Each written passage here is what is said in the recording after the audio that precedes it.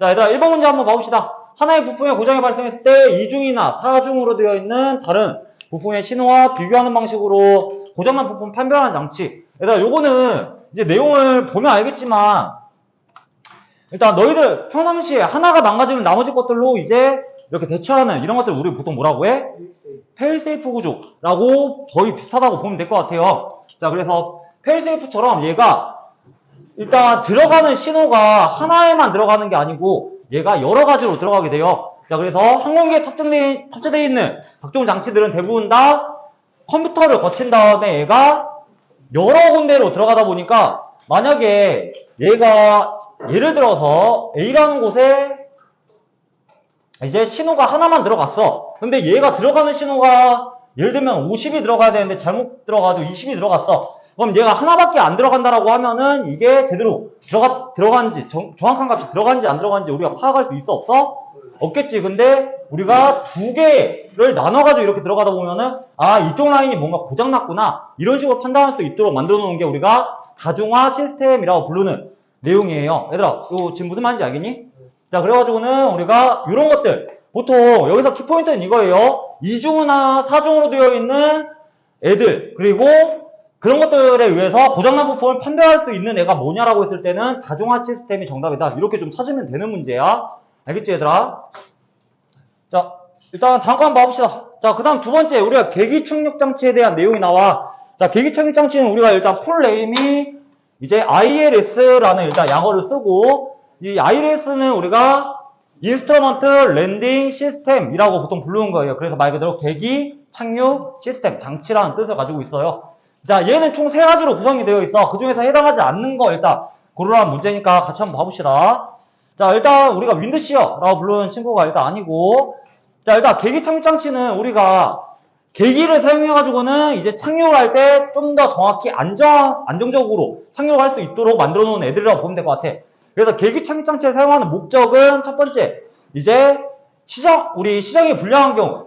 얘들아, 우리가 시정이라고 하는 거, 보통은 눈에 안 보이는 것들이라고 보면 될 것 같아. 이게 무슨 말이냐? 시야에 보이는 것들이 불량한 경우. 이럴 경우에는 우리가 앞에 활주로가 잘 안 보이는 상태잖아. 만약에 앞에 안개가 껴있다라고 하면은, 그럴 경우에는 이제 이런 것들을 도움을 받아가지고는 안전하게 착륙할 수 있도록 만들어 놓은 장치, 일단라고 보면 될 것 같아. 자, 그래서 얘들아, 요거 목적은 중요한 게 아니야. 어떤 것들이 들어가냐, 요게 중요한 거야. 요거부터가. 얘들아, 가장 첫 번째 나오는 거는 일단 로컬라이저라고 불러온 친구예요. 자, 로컬라이저라고 불러온 거는 활주로 중심선을 제공해주는 시설이라고 보면 될 것 같아. 그래서 보통은 활주로 맨 끝에 이런 식으로 이제 얘들이 장착이 되어 있어. 지상에 장착이 되어 있어가지고는 얘가 쭉 이제 타고 올 때 내가 요 정확한 활주로 중앙에 맞춰가지고 오는지를 알려주는 계기 정도로만 보면 될 것 같아.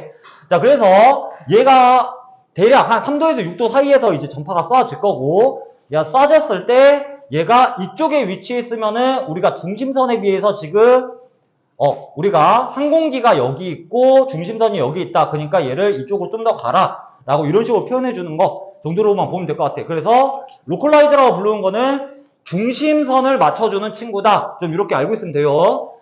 자, 그래서 이런 것들도 좀 같이 봐야 돼, 얘들아. 정중앙에 와 있으면은 얘는 일단 계기판에서는 어떤 식으로 보여주냐면은 얘가 이런 식으로 있고 활주로의 위치를 이제 여기서 표현을 해준다라고 보면 될 것 같아. 그래서 활주로 위치가 정중앙에 와 있다라고 하면은 아, 내가 제대로 가고 있구나. 자, 근데 활주로의 위치가 이쪽에 있다라고 하면은 가운데 활주로가 있고 비행기가 어디 있다는 소리야? 여기 있다는 소리야. 얘들아, 요거 지금 무슨 말인지 알겠니? 그래서 요 십자가, 가운데 있는 요 십자가는 뭐다? 내가 있는 위치. 그 다음에 지금 여기서 빨간색으로 표현되어 있는데 이런 선들은 우리가 뭘 나타낸 거다? 활주로가 어디 위치에 있는지를 나타내기 위해서 있는 친구다라고 보면 될 것 같아.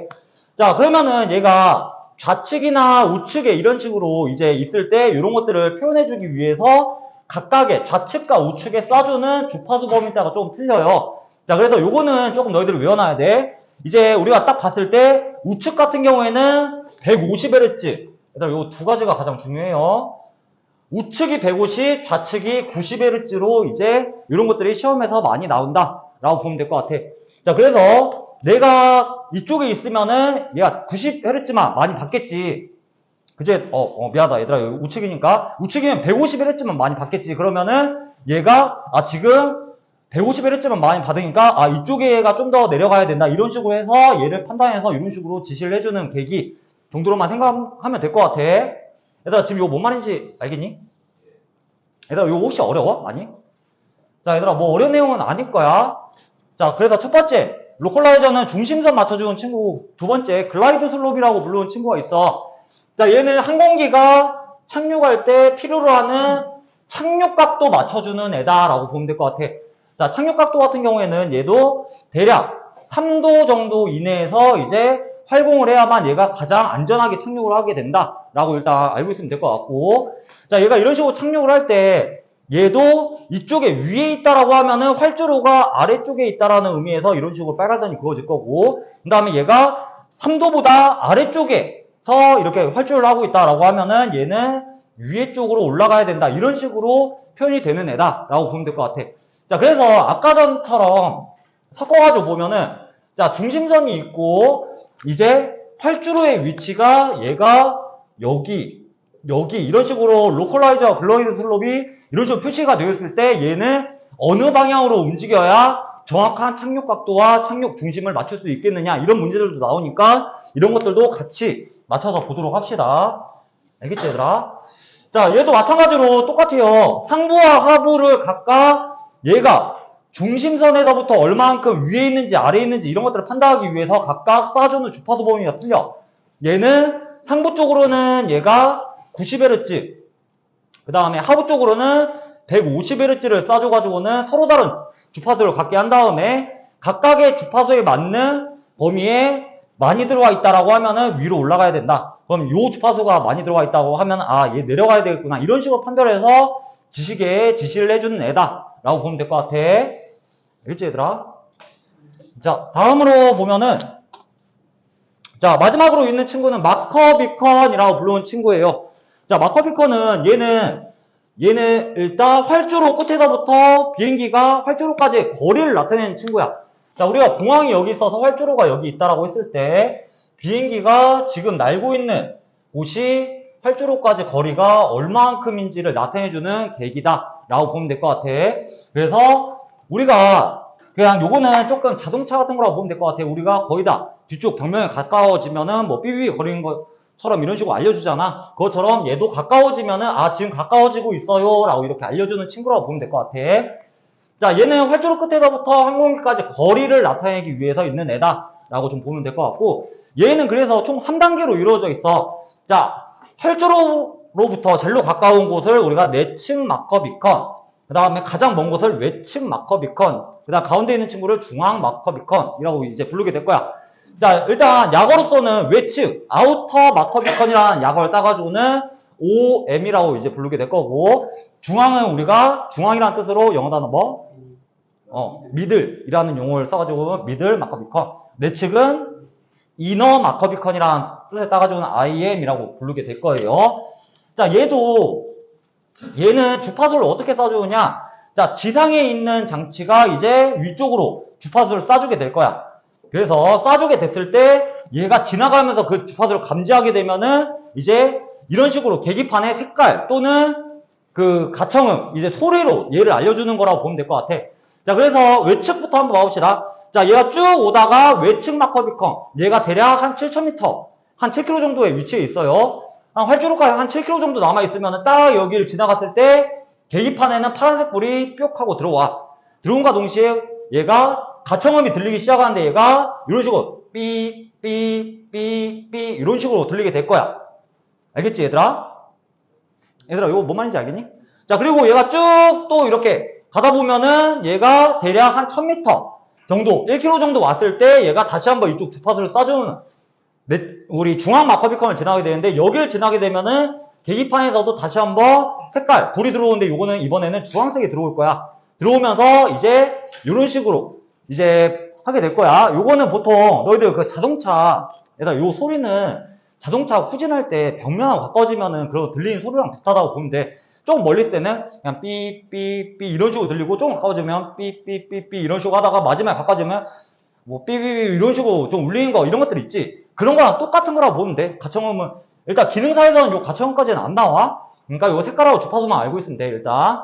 그러다가 얘가 마지막 300m 지점에 오면은 여기서 쏴주는 주파수를 이제 받아가지고는 얘가 울리게 될 건데, 이때는 마지막이 흰색이다 라는 거. 자, 그래서 여기서 중요한 거는 일단 외측 마커비컨, 내측 마커비컨, 중앙 마커비컨의 각각의 색깔들. 자, 기능사급에서는 요거는 잘 안 나오긴 하지만 실제로 나올 수도 있는 거기도 하니까 이것까지도 웬만해서 알고 있으면 좋지만 1순위는 일단 색깔이야. 색깔 먼저 외운 거도록. 그래서 청록색, 주황색, 하얀색 이렇게 조금 알고 있으면 되고, 그 다음으로 시험 문제에 가장 많이 나오는 게 요거야. 주파수 범위대가 어떻게 되느냐. 얘들아, 요거는 가장 먼 곳에 있을수록 얘가 주파수가 값이 적어진다 라고 보면 될 것 같아. 얘들아, 주파수 값이 적다는 소리는 얘가 훨씬 더 파장이 크다 보니까 더 멀리 갈 수 있다는 소리야. 그래서 얘가 좀 더 높은 상공에 있다고 하더라도 주파수가 적으니까 좀 더 멀리 닿을 수 있도록 쏴주는 애다. 가까워지면은 얘가 큰 주파수, 한마디로 짧게 가는 주파수 범위만 쏴줘가지고는 얘가 인지할 수 있도록 한다 해서 400, 1300, 3000Hz가 각각 있다라는 거. 이 두 가지 정도는 꼭 알고 있도록 합시다. 알겠지? 자, 그래서 우리가 ILS, 계기착륙장치를 얘기할 때 보통 요런 세 가지 것들에 대해서 내용을 얘기를 해요. 그래서 요걸 전체적으로 봤을 때는 이런 느낌이에요. 가운데 로컬라이저가 있고 글라이드 슬롭이 지나가고, 그 다음에 각 거리마다 마커 비컨들이 장착되어 있다. 자, 그래서 얘들아, 여기에 내가 그거 따로 안 해놨었네. 자, 얘들아, 일단 우리가 요거랑 마찬가지로 로컬라이저는 어떤 거 맞춰주는 애라고? 중심선 맞춰주는 친구다. 그래서 얘는 우측이 150, 그 다음에 좌측이 90Hz다 라는 거. 자, 그 다음에 글라이더 슬롭은 얘를 못 맞춰주는 거? 착륙각도 맞춰주는 친구. 자, 그래서 얘는 똑같아요. 상부가 몇? 90Hz, 하부가 150Hz를 쏴준다 라는 거. 그래서 얘들아, 이거 내가 안 적어놨는데 상부가 90Hz, 그 다음에 하부가 150Hz. 자, 얘들아, 이런 식으로 얘도 주파수 범위다가 잘 나온 편이니까 일단 알고 있어야 돼. 자, 그 다음 마지막 마커비컨은 얘는 뭐 나타내는 거다? 활주로까지의 거리를 나타내는 애다. 그래서 총 세 가지가 있다. 자, 우리가 외측 마커비컨 무슨 색? 청록색. 얘들아, 근데 요거 시험에서 간혹 가다가 좀 잘못된 문제긴 한데, 야, 청록색이라고 하면 보통 우리가 청색으로 생각하잖아. 녹색으로 나온 경우도 있어, 이상하게. 실제로 요거 녹색이라고 이렇게 설치되어 있는 비행기들은 없거든? 근데 이상하게 녹색으로 나온 경우도 있으니까 이거는 조금, 만약에 청색이 1순위인데 없으면 녹색으로 찍어야 돼. 자, 그 다음에 중앙은 무슨 색? 주황색. 그 다음에 내측이 흰색. 그 다음에 각각 주파수 범위 때 요거 조금 기억하고 있어야 돼. 알겠지, 얘들아? 자, 그래서 우리 아까 전에 봤었던 문제는 이제 계기착륙장치 세 가지 것들이 아닌 거 지금 물어봤었지. 그래서 여기다가 이렇게 하나 넣는 이런 간단한 문제들도 나올 수 있다라고 하는 거, 이런 것들도 좀 같이 알도록 하고. 자, 그 다음에 3번 우리 전기신호 제어 방식의 특징에 대한 설명으로 옳은 거. 자, 근데 얘들아, 요거는 지금 용어가 한글로 써 있어서 너희들이 모르는 거지. 전기신호 제어 방식이라고 하는 거가 우리가 조종계통 중에서 어떤 거? 맞아요. 플라이 바이 와이어. 자, 우리가 보통 조종계통이 여러 가지 장치들이 있지. 가장 대표적으로 경비행기에 가장 많이 쓰는 조종계통이 우리가 케이블을 이용해서 조종하는 거. 한마디로 이제 비행기가 있다라고 했을 때 조종면 각각 어디에 달려 있어? 얘들아, 주날개 또는 꼬리날개 쪽에 끝부분에 다 장착이 되어 있지. 자, 조종석에서 이제 조종사가 조종할 때 여기서부터 여기까지 이제 연결이 되어 있어야만 얘를 움직였을 때 조종면들이 움직일 거 아니야. 그치? 그때 보통 케이블을 이용한 방식이 경비행기에 사용되는 거. 그 다음에 유압계통을 사용하는 방식도 있고, 뭐 동력을 사용하는 애들도 있고. 자, 근데 이런 것들을 사용하다 보면 우리가 조금 작동하기 힘든 부분, 그리고 정비하기 힘든 부분이 있다 보니까 요즘에는 전기신호 제어 방식, 플라이 바이 와이어 방식을 사용한다는 거 혹시 알고 있니? 자, 그래서 플라이 바이 와이어는 내가 여기서 움직이는 그 각도나 이런 힘, 이런 것들에 맞춰가지고는 그거를 정기적 신호로 바꿔서 보내주면은, 여기서 정기적 신호로 바꿔서 컴퓨터로 여기까지 보내주면은 여기서 그 값을 받아가지고는 아 지금 얼마만큼 움직여야 되겠구나 이런 것들을 계산을 해가지고는 자동적으로 유압장치의 힘을 이용해서 움직이게 되는 이런 애들이라고 보면 될 것 같아. 얘들아 요거는 내가 써놓은 내용은 많긴 하지만 자 요것만 보더라도 너희들 충분히 풀 수 있어. 자 얘들아 당연하겠지만 우리가 안정성 향상과 탑승할 때 그 안정성 우리가 느끼는 안정성 이런 것들에 대한 것들이 좋아지겠지. 뭔가 조그만 세심한 이런 값들까지 막 그게 조종계통에 전달돼가지고는 조금만 움직이더라도 막 덜컹거리는 이런 것들이 없으니까. 그 다음에 기계적 연결장치를 복잡화시키고 항공기 전체 중량을 증가시킨다 라고 되어 있는데 이런 것들이 일단 아닌 내용이지. 그지 얘들아? 자 우리가 기계적 연결장치가 거의 없어지지. 이렇게 되면은 우리가 조종에 대한 변이값을 정기적 신호로 바꿔서 그냥 보내주기만 하는 거니까 전선만 하나 제대로만 가 있으면 되는 거잖아. 그러다 보니까 이런 것들이 일단 아니다. 자 나머지 것들은 그냥 간단하게만 보고 넘어가고 관련 내용들은 나중에 요거 다시 한번 좀 얘기하도록 할게. 우리가 요거 플라이 바이 와이어 관련된 거는 실제로 시험 문제에서 많이 나오지가 않아. 그러다 보니까 요거는 나중에 내가 이렇게 준 거 파일로 한번 확인 정도만 해보자. 알겠지? 자 그 다음에 바로 문제가 나왔네 얘들아. 글라이드 슬롭이 우리가 항공기가 글라이드 슬롭보다 낮게 비행하고 있으면은 얘가 수평반은 중심을 기준으로 해가지고 얘가 어디 쪽에 위치해 있는지 이렇게 표현하는 문제지. 자 얘들아 요거는 우리가 어디에 위치해 있어? 우리가 글라이드 슬롭 정해진 각도보다 낮게 비행을 하고 있대. 요 상황이지. 그러면은 우리가 활주로의 위치를 요 활주 각도를 나타내고 있는 거니까 얘가 당연히 위쪽에 위치해 있다라는 거. 이런 문제들도 나오니까 이런 것들도 잘 맞출 수 있도록 합시다. 자, 그래서 뭐 이런 것들을 우리 같이 나중에 한번 보기로 하고 아까 제가 설명한 거니까. 자, 그다음에 우리 관성항법 장치라고 부르는 장치가 나와요. 그때 관성 측정하는 장치가 어떤 거냐라고 이제 물어보고 있는데, 자, 우리가 우리 관성항법 장치 같은 경우에는 일단 자, 얘는 우리가 거리를 표시하기 위해서 있는 친구예요. 자, 일단 우리 뉴턴의 운동법칙에서 가속도를 구할 수가 있어. 가속도. 우리 뉴턴의 제 몇 법칙? 이 법칙이 우리가 가속도 법칙이지? 그치? 1법칙이 뭐예요? 관성. 2번이 가속도. 3번이 작용반작용인 거 기억하고 있지? 자, 그래서 뉴턴의 제2법칙을 이용해서 가속도를 측정할 수 있어. 그 가속도를 확인할 수가 있어. 그 가속도를 적분하게 되면은 속도가 나와요. 그리고 요 속도를 다시 한번 얘들아 요거 적분하는 것까지는 안 할 거야. 그러니까 그냥 이렇게 그냥 나오는구나 정도만 알고 있으면 돼요. 얘를 다시 한번 적분하면은 이동한 거리값이 이제 나오게 될 거야. 그래서 얘가 내가 지금 이동한 거리를 확인하는 이럴 때 사용하는 장치다라고 일단 알고 있으면 될 것 같아. 자, 그래서 얘를 구성하고 있는 건 당연히 가속도를 측정하기 위해서 가속도계가 들어가겠지. 그지 얘들아? 가장 기본적으로 가속도를 적분해가지고 우리가 이동한 거리를 측정하기 위한 친구니까. 그지? 자, 그 다음 두 번째. 얘를 적분하기 위한 적분기가 들어가게 될 거야. 적분기.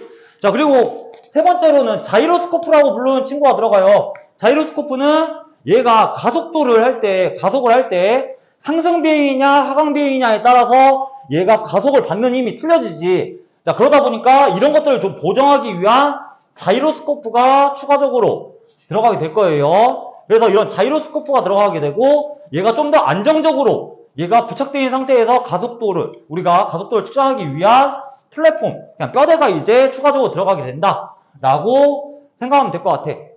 얘들아 지금 이거 무슨 말인지 알겠니? 그래서 이런 것들이 이제 측정하기 위해서 이런 애들이 추가적으로 들어가게 된다라고 보면 될 것 같아요. 자, 그래서 우리가 관성항법 장치는 실제 시험에서 많이 나오는 내용인데 요 관련 내용 나왔을 때 다시 한번 얘기하는 걸로 좀 하기로 하고, 자, 일단은 넘어가 보도록 할게요. 내가 지금 마음이 조금 급해서 그런가 좀 빠르게 넘어갈 거야. 자, 그래서 일단은 잘 보도록 합시다. 자, 6번은 우리가 초단파를 사용해서 수신된 신호를 위상차를 측정해가지고는 항공기의 방위각을 알려주기 위한 장치가 어떤 거냐라고 지금 물어보고 있어. 얘들아, 일단 너희들 전파 중에서도 혹시 초단파 뭔지 알고 있니? 얘들아, 우리가 파장이 굉장히 짧은 애들, 이런 애들 초단파 해가지고는 very high frequency라고 해가지고 VHF라고 이제 부르게 될 거야. 요거는 나중에 요거 나왔을 때 다시 한번 좀 얘기할게요. 초단파라는 게 어떤 건지. 자, 이거를 이용해가지고는 이제 항공기가 가는 방향을 알려주는 애다라고 보면 될 것 같아. 자, 일단 얘가 어떤 건지에 대해서만 먼저 조금 얘기를 할게요. 자, 일단 요거를 사용해서 이제 방위가 알아낸 애는 우리가 VOR, 초단파 전방향 표시시설이라고 부르는 친구인데, 자, 일단 얘는 어떤 애냐? 그냥 등대 같은 애들이라고 보면 될 것 같아. 일단 항공기가 이제 비행을 하고 있어. 자, 비행을 하는데, 자, A라는 곳에서부터 B라는 곳까지 비행을 해야 돼. 자, 비행을 할 거야. 그때 이제 비행하는 중간중간에 있는 기지국에서 이제 기지국이 있는데, 이런 것들 가장 대표적인 게 지금 여기 나오는 VOR이라고 부르는 이런 기지국들이 있어. 자, 얘는 이제 등대 같은 애들이라고 했었지. 그러다 보니까 말 그대로 가운데에서 얘가 신호를 쏴주는데 전체 방향으로 다 넓게 신호를, 전파를 쏴줘. 자, 쏴주게 되면은 내가 한 이쯤 비행하고 있다라고 했을 때 얘가 이런 식으로 전체 다 계속 다 쏴주겠지. 쏴주다 보면은 내가 어느 순간 계기판에서는 아, 이쪽에 지금 VOR이 위치해 있구나 이렇게 확인할 수 있겠지. 그럼 내가 요 VOR을 기준으로 얘가 어느 정도 각도로 가야 되는지 이런 것들이 계산을 하면 나오겠지. 그래서 내가 가야 될 위치에 가장 가까운 VOR의 신호를 받아가지고는 내가 정상적으로 가고 있는지 이런 것들을 판단하기 위해서 지상에 있는 기지국으로서 전 사방으로 이제 전파를 쏴주는 이런 애들을 우리가 뭐라고 한다? VOR이라고 부르는 애들이다 라고 일단 보면 될 것 같아. 자, 그래서 이렇게 보통 쏴주게 되면은 일단 풀네임은 이렇게 돼요. 초단파 전방향 무선 표지 시설이라고 보통 부르게 돼. 자, 그래서 우리가 VOR의 정확한 명칭은 이 풀네임은 뭐 VHF 해가지고는 이런 식으로 나오게 돼요. 자, 얘는 지상 무선국별로 고유한 주파수를 아까 전에 내가 얘기했었지. 뭐 여기 VOR 각각 있다라고 하면은 각각의 지상국들마다 쏴주는 전파의 값이 틀려.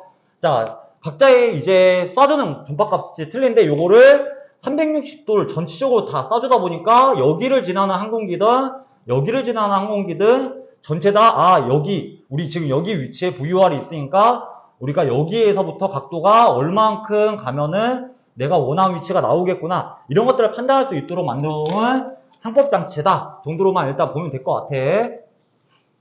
자, 그래서 자, 이런 거 같은 경우에는 일단 지금 당장 요거에 대한 전체 내용을 다 설명하기 힘드니까 키포인트는 딱 그거예요. 얘들아, 초단파라고 나오면은 초단파라는 이런 용어가 들어가 있는 거는 VOR 하나밖에 없어. 그러니까 초단파 관련된 뭔가 지상 시설이다 라고 이렇게 나온다든지 아니면은 단거리 항법 장치 이런 것들이 나오게 되면은 무조건 VOR이라고 이제 생각하면 된다 라고 보면 될 것 같아. 자, 그 다음에 나머지 것들은 그냥 용어들이에요.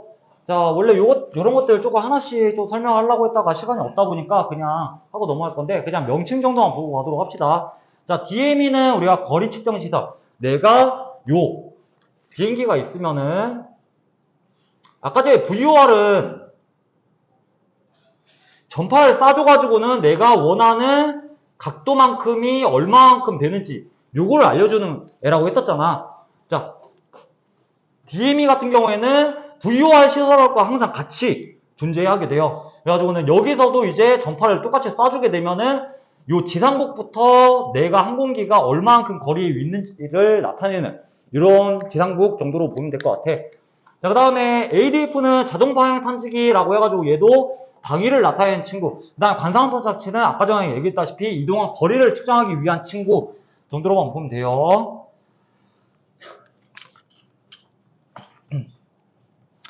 자, 얘들아, 일단 7번 같은 경우에는 지상국 안테나를 넓은 면을 펼쳐놓아서 지형지물에 의한 오차를 줄이는 방식. 아까 전에 우리 VOR 장치랑 거의 비슷하다고 생각하는데, 근데 여기서 도플러 하나가 추가된 거라고 보면 될 것 같아. 자, 그래서 지상국 안테나의 넓은 면으로 펼쳐놓은 방식으로 얘 가장 중요한 키포인트는 이거예요. 지상국 주변에 지형지물에 의한 오차를 줄이기 위한 무선 표시 방식이 뭐냐라고 했을 때는 이게 도플러 초단타 무선 표시. 그래서 VOR에다가 도플러 하나만 더 붙은 DVOR이라고 보면 될 것 같아. 자, 일단 얘들아, 근데 내가 요거 찍고는 있는데 어차피 편집하시겠지. 야, 찾다가 도저히 못 찾았어. 너무 옛날에 썼던 거라 안 나오는데, 그래서 내가 요거는 솔직히 좀 해줄 말이 없다. 자, 얘들아, 다음 거 가봅시다. 자, 얘들아, 기록장치에 관련된 내용이에요. 기록장치. 자, 기록장치는 이제 항공기가 사고가 났을 때 얘가 사고 난 원인을 찾기 위해서 장착해 놓은 장치들이라고 보면 될 것 같아. 그 중에서도 이런 기록장치들 중에서도 비행자료에 관련된 내용을 기록하는 애가 뭐냐라고 지금 물어보고 있어. 자, 우리가 기록장치 중에서 어떤 거다? FDR이라고 부르는 친구가 있어요. 자, 일단 요거는 어떤 건지 한번 보도록 합시다. 자, 얘들아, FDR 같은 경우에는 여기 앞에 디지털만 붙은 것 뿐이야. 디지털과 돼가지고는 FDR이라고 이렇게 부르기도 하는데 보통은 FDR로 많이 통용을 해요. 자, 얘 같은 경우에는 비행자료 관련된 내용을 기록해가지고는 만약에 혹시라도 사고가 났을 때 얘가 어떠한 상황에서 사고가 났는지 이런 것들을 파악하기 위해서 이런 것들을 기록하는 장치 정도로 보면 될 것 같아. 자, 그래서 얘 명칭 자체가 비행자료 기록장치지. 자, 그래서 FDR이라고 부르는 친구는 사고가 났을 때 또는 일반적으로 이런 것들을 기록하는 장치다 정도로만 보면 될 것 같아. 비행 관련 자료들. 그래서 얘 방위부터 해가지고는 뭐 비행 속도 이런 것들을 전체적으로 다 들어가는 애다 정도로만 보면 될 것 같아요. 자, 그래서 기록장치에는 여러 가지 것들이 있어. 얘들아, 요거는 시험에서 다 한 번씩 나왔던 적이 있는 애들이야. 그러니까 이런 것들 좀 외워놔.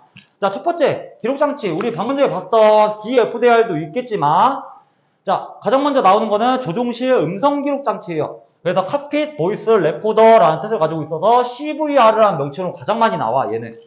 자, 얘는 말 그대로 사고가 발생했을 때 음성을 녹음하는 장치야.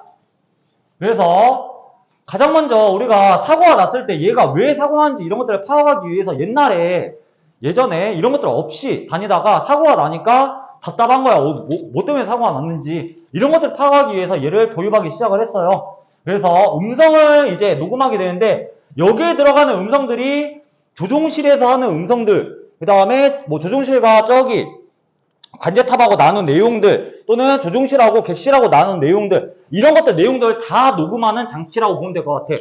그래서 요거는 디테일한 내용은 내가 다시 한번 좀 얘기를 할게. 녹음하는 시기는 사고 나기 30분 전부터 해가지고는 그것 사고 난 이후까지, 사고 났을 때까지 그 내용들을 보통 저장하게 되어 있어요. 그래서 이런 내용들을 좀 알고 있으면 되고, 그 다음에 디지털 비행자료 기록장치는 아까 전에 말했다시피 사고가 나면은 이런 것들 비행자료를 기록해가지고는 사고가 났을 때 최소한의 자료를 보존하기 위해서 장착한 애 정도로만 보면 될 것 같아요. 그래서 얘는 원래 명칭이 플라이트 데이터 레코더예요. 일단 레코더는 우리가 기록하는 거지, 기록하는 장치들, 녹음하는 것들 이런 것들 다 레코더라고 하지. 그래서 얘는 플라이트 데이터를 녹음하는 거, 얘는 칵핏 보이스를 레코더 하는 거, 이런 거라고 좀 보면 될 것 같아. 자, 그 다음에 아래 나온 것도 시험에 나오긴 했었는데 얘는 비행자료 직접 기록장치라고 부르는 친구예요. 자, 얘는 우리가 뭐 때문에 기록한다고 했었어? 비행자료를 사고가 났을 때 해석하려고 한다고 했었지. 그러다 보니까 얘가 비행했을 때 당시에 뭐 속도, 그 다음에 뭐 고도, 그 다음에 방위 이런 것들을 이제 저장한다고 했었잖아. 뭐 때문에? 사고가 났을 때 확인하기 위해서. 근데 우리가 사고 말고도 평상시에 운행할 때 이렇게 비행하니까 좀 더 연료가 줄어들더라, 이렇게 비행하니까 사람이 좀 더 덜 힘들더라, 이런 것들 자료도 좀 확인하고 싶잖아. 그래서 만들어 놓은 게 비행자료 직접 기록장치라고 부르는 요거예요. 얘랑 거의 비슷해. 자, 일단 얘랑 거의 비슷하긴 한데 틀린 점은 얘는 사고 났을 때 활용하는 게 아니 뭔가 좀 더 개선하려고 우리가 저장하는 기록장치라고 보면 될 것 같아. 그래서 요거를 활용해가지고는 어떤 식으로 비행하거나 아니면 어떨 때는 좀 연료를 많이 소모하거나 이런 것들을 좀 파악을 해가지고 이런 것들을 개선하기 위해서 하는 애가 AIDS라고 부르는 장치. 얘는 사고 났을 때 얘는 평상시에 조금 활용하기 위해서 이렇게 되어 있는 애들, 이런 차이라고 보면 될 것 같아. 그래서 지금 이거 무슨 차이인지는 알겠니? 얘들아? 조는 거 아니지? 자, 얘들아, 9번 같은 경우에는 이제 통신장치에 대한 내용이 나와요. 요거는 이제 주파수 범위가 이제부터 나오기 시작하는데 요거는 좀 외워야 되는 거라서 일단 좀 보도록 합시다. 자, 얘들아, 원래 우리가 전파라고 하는 친구는 전파가 왜 만들어지는지는 혹시 알고 있니? 얘들아, 우리 전파라고 하는 친구는 어떻게 만들어져? 자, 우리가 원래 콘덴서의 원리를 따르는데 요건 나왔을 때 다시 한번 하자. 얘들아, 두 개의 금속이 붙어 있는 이제 전기 회로라고 가정을 하는 거예요. 그때 우리가 전기가 여기를 통해서 이런 식으로 지나가겠지. 이쪽에는 전기가 잘 통하는 물질인 유전체를 넣어놓게 될 거야. 자, 그렇게 되면은 얘가 전기가 이런 식으로 가겠지. 너도 알겠지만 도선에다가 전류 흘리게 되면은 뭐가 생겨? 주변에 자기력선, 자기장이 생긴다는 거 알고 있지? 자, 당연히 얘도 뭐가 생겨? 자기장이 생기겠지. 자, 자기장이 생기고, 그 자기장이 생기면은 또 요 주변에 뭐가 생겨? 전기력에 대한 힘이 생겨. 요 자기장 주변으로. 이거를 전기장이라고 얘기를 해. 전기장이 생기니까 또 여기에 또 뭐가 생겨? 자기장이 생기고. 얘 주변에 또 뭐가 생겨? 전기장이 생기고. 이런 식으로 얘가 쭉쭉쭉 뻗어나가는 거가 전파의 기본적인 원리예요. 자, 그래서 이런 식으로 이제 가는데 그때 요 퍼져나가는 파장에 따라서 우리가 명칭이 각각 너희들 잘은 안 보이겠지만 항공기에 사용하는 뭐 단파, 초단파, 극초단파 이런 식으로 나눠주게 된다라고 보면 될 것 같아. 자, 그래서 요거는 일단 원래라고 하면은 국제통신 쪽에서 정해놓은 주파수 범위대가 있어요. 그래서 초장파부터 해가지고는 요 주파수 범위가 얘가 파장의 크기라고 보면 될 것 같아요. 파장의 크기가 크면 우리가 장파라고 얘기를 하고 파장의 크기가 작아지면은 중파, 그 다음에 더 좁아지면은 단파, 그 다음에 더 조금해지면은 초단파 이런 식으로 가는 거라고 보면 될 것 같아. 그래서 이 주파수 범위는 원래는 뭐 예를 들어서 장파부터 보면은 뭐 30에서부터 30kHz, 그 다음에 얘가 단파로 오게 되면은 3에서부터 30MHz 원래 이런 식으로 범위대가 있는데 요 전체 범위를 항공기에 쓰는 게 아니 항공기에 쓰는 범위가 따로 있어. 자, 그러다 보니까 이런 것들에 대해서 이거는 조금 알아둬야 될 거예요. 자, 그래서 단파라고 하는 친구는 주파수 범위가 2에서부터 25MHz를 사용하게 된다라는 거. 자, 얘 같은 경우에는 얘들아 파장의 길이가 단파 같은 경우에는 우리 파장의 길이가 10에서부터 한 100m 정도가 돼. 한번 이렇게 파장이 흘러가는 게. 자, 그러다 보니까 얘는 굉장히 먼 거리까지 갈 수가 있어. 야, 이거 무슨 말인지 알겠니? 그래서 얘가 먼 거리까지 갈 수 있다 보니까 보통은 어떨 때 사용하냐? 우리가 요 통신 관련해서 내가 이론적인 기본적인 개념을 안 해서 너희들이 조금 헷갈릴 수 있는데, 자, 얘들아 우리가 대기권에서 보면은 너희들 전리층 혹시 뭔지 기억나? 전리층? 전리층이 뭐라고 했었어? 공기가 올라가가지고는 직사광선을 받아가지고는 양전자, 음전자가 분리가 돼가지고는 마이너스 전자, 음전자들이 모여가지고는 하나의 층을 이루는 것들, 이런 것들을 우리가 뭐라고 전리층이라고 한다고 했었지. 어디에 있어? 10건에 있다는 거 알고 있지? 자, 그때 단파 같은 경우에는 특징이 뭐냐? 얘가 전리층을 통과를 못해. 쏴주면은 얘가 어떻게 되냐? 전리층에서 반사가 돼. 자, 그러면은 여기에 만약에 이렇게 산봉우리 있어가지고 비행기가 이런 식으로 비행을 할 때 얘가 통신을 받을 수가 있겠지. 전리층의 반사를 통해가지고. 그러다 보니까 얘는 보통 원거리 통신을 많이 사용을 해. 국외를 나가는 원거리를 갈 때. 그래가지고는 전리층을 통해서 이렇게 간다라는 거. 보통 파장이 길면은 먼 거리까지 간다 정도로 알고 있으면 돼. 자, 그 다음에 초단파 같은 경우에는 얘는 특징이 얘 같은 경우에는 요 파장의 길이가 작다 보니까 특징이 쏘면은 여기를 통과해서 지나가 버려. 그러면 우리가 반사해가지고 이런 반사파를 쓸 수가 있어? 없어? 없다 보니까 이제 보통 어디에 사용돼? 근거리에 있는 애들. 예를 들면은 눈앞에 보이는, 뭐 눈앞에 보이진 않겠지만 실제로 중간에 아무것도 없는 가까운 비행기들끼리 서로 통신을 한다든지 아니면은 가까운 지상국과 통신을 한다든지 이런 식으로 직접적으로 이렇게 가시거리 있는 애들의 선에서만 쓸 수 있는 게 초단파라고 부르는 친구예요. 그래서 보통 근거리 통신, 국내에서 많이 사용하는 방식이기도 하고, 가시거리 통신, 한마디로 어느 정도 가까운 거리에 있는 애들로만 통신을 할 수 있다. 그래서 전리층 방사 안 된다라는 특징을 가지고 있고, 자, 마지막 극초단파까지만 하고, 좀 쉬었다 하자. 극초단파는 우리가 울트라 하이 프리퀀시 해가지고 UHF라고 부르는 친구예요. 자, 주파수 범위 때는 이렇게 되는데, 자, 얘 같은 경우에는 이제 보통 굉장히 짧겠지. 얘보다 더 파장의 거리가 짧잖아. 그러다 보니까 얘는 굉장히 가까운 애들로만 진행을 할 거야. 그러면 우리가 일반적으로 사용하는 민항계는 잘 사용 안 하고 얘는 보통 군용기, 군 기지들과 이렇게 통신을 할 때, 이럴 때 많이 사용하는 애다라는 거.